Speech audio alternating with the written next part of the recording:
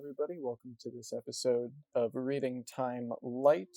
We're going to be covering two books today, First Heretic and Deliverance Lost. I was planning on giving First Heretic its own longer review, but I didn't really like the way it was coming out in the various drafts of the script I wrote, so here's what I'm going to do with these Lite videos. I'm not going to touch on any plot things besides very, very, very basic stuff, and I'm just going to focus on my thoughts and opinions about the book.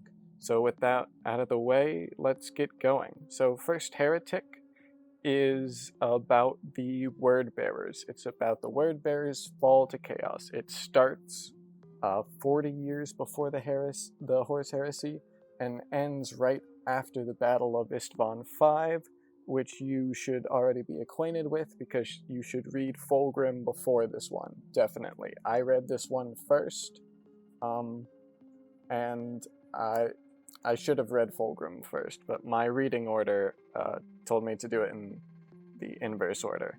It doesn't really matter, but it kind of makes more sense for Fulgrim to be read first. This book is quite long. It is a little bit shorter than Fulgrim, but Fulgrim is one of the longer ones. So it is quite long. Unlike Fulgrim, at least in my opinion, this one picks up fast and keeps going. There aren't really many dull moments, and I appreciate that, especially because of its length compared to some of the other Horus Heresy stories. This one is 497 pages long, almost 500. Which isn't like a super long novel, but it is long in comparison to a lot of these other books. And it isn't dull in any moment, at least not to me, which I really appreciate about it. If you are looking for a reason to enjoy the Word Bearers and to actually like them, or maybe not like them, but understand them, this is it. The events that take place in this book make the Word Bearers not seem like evil demons. Like the background I have here is evil demons, but the book helps you emote with those people and makes you understand why they're making the choices they are. And especially because like an outside view of the Word Bearers, or like a meme view of the Word Bearers, is they're just kind of evil god worshippers. This book makes you really think about it from their side, and I quite like that about it. It does a really good job. Secondly, we have Deliverance Lost. Deliverance Lost comes right after First Heretic, and right after the Istvan V drop site massacre, and it is not as good. It picks up kind of quick, but then it slows down in the middle. In the middle, there is a lot of not very interesting garbage.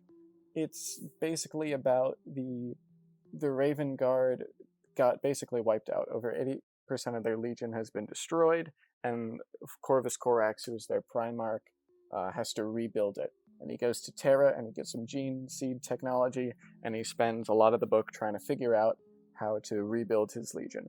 There is some Alpha Legion stuff in here, and usually that's a plus for me, but not really in this book. It's kind of like there's an Alpha Legion infiltrator, and there are some scenes where he's like, oh, I'm actually feeling attached to these people who I'm supposed to be like infiltrating, and end up betraying him. And there is some character building, but then it doesn't go anywhere. And there are also some scenes with Omegon, who's like hiding on, oh my god, it's not Deliverance. I hate myself for forgetting this. So Deliverance is the moon that orbits the homeworld of the Raven Guard. It begins with a K, I think. I forget what it's called.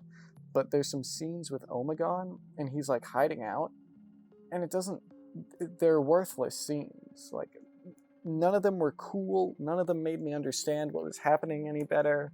And it was just, why is this in the book? So this one is a lot weaker. You don't need to read it unless you like the Raven Guard. I don't know where their story continues after this, but if you like the Raven Guard, you should check it out. Otherwise, it's not essential reading, in my opinion. So that was our reading time light for today. Hope you guys enjoyed. the Horus Heresy reviews are probably going to maintain this kind of light short video format. Any other book reviews I do are probably gonna be longer.